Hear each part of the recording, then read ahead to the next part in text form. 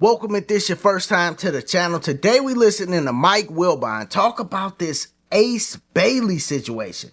This dude is coming straight from college and he's making some crazy decisions. Make sure you click that like button, subscribe to the channel. Let's go. The curious decisions being made by Ace Bailey ahead of next week's NBA draft. Bailey reportedly canceled his visit with the Sixers, who hold the third overall pick. In fact, the Rutgers star has yet to visit with any clubs, despite predictions that he could go anywhere from third to eighth. So, Frank, that's how do you crazy. Make sense of what Bailey is doing 6 days from the draft? To me, it doesn't make a lot of sense. He was a good college player, not a great college player. He and Dylan Harper were on a team that went 15 and 17. So they forget about getting to the tournament, going to a Final Four. They didn't even have a winning record.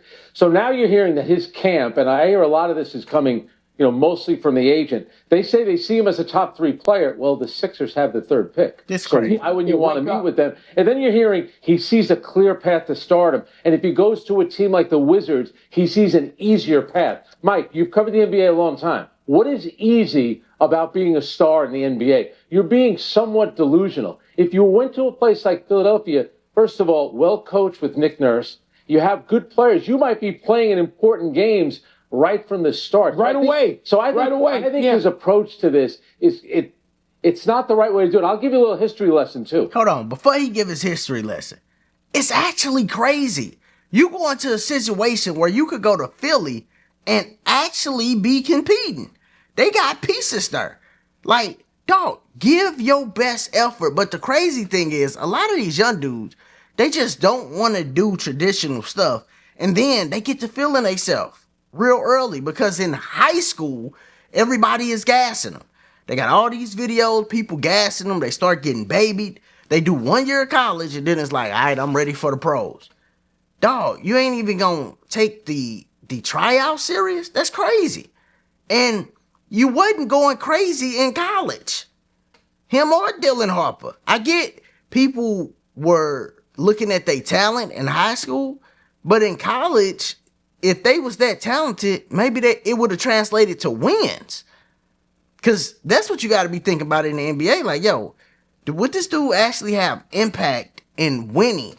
Or is he a guy that just come out, score his little 25, 30 points, and he don't play no defense, and he has no impact on winning? And it might be one of those situations. I done seen him play a little bit, but it's like, yo, bruh, I don't know why you would do something like this. This crazy. Let's continue. Remember the kid Jackson from Kansas, Josh Jackson? The Celtics wanted to meet with him. They were flying to the West Coast for a workout. He canceled it. So they said, all right, well, we're not going to draft him. We'll draft Jason Tatum instead. We know where Tatum is. Judgment. Where's Jackson Big judgment. Yeah. Look, I'm in a crotchety mood today, so I'm going to call this what it is. It's stupid, okay? Let's go, Mike. Him and his advisors. And I saw what was being Both leaked of them about stardom. Give me a break. What that is just egomania. I hope it's the people above him who are stupidly advising him, or so it appears to me, and not him.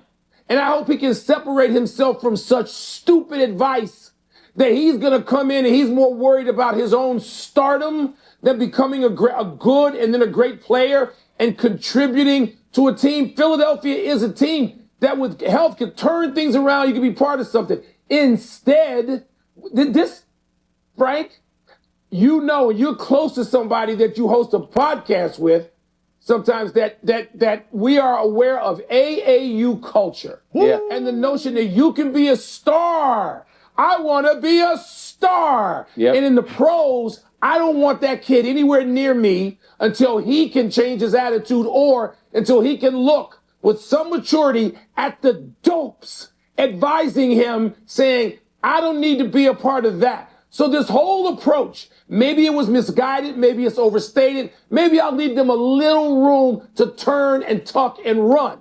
As stated as is, it's stupid and... That's facts. And he brought up the AAU culture. That's the biggest problem. These young dudes get in AAU and they start thinking they superstar.